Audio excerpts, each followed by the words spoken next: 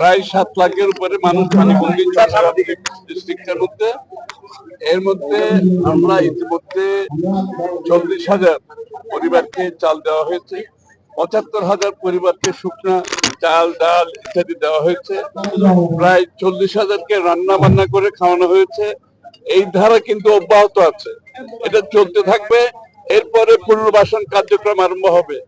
যাদের বীজ দরকার, সার দরকার, ইত্যাদি ইত্যাদি যা প্রয়োজনীয় পুনর্বাসন কাজ এরপরে শুরু হয়ে যাবে।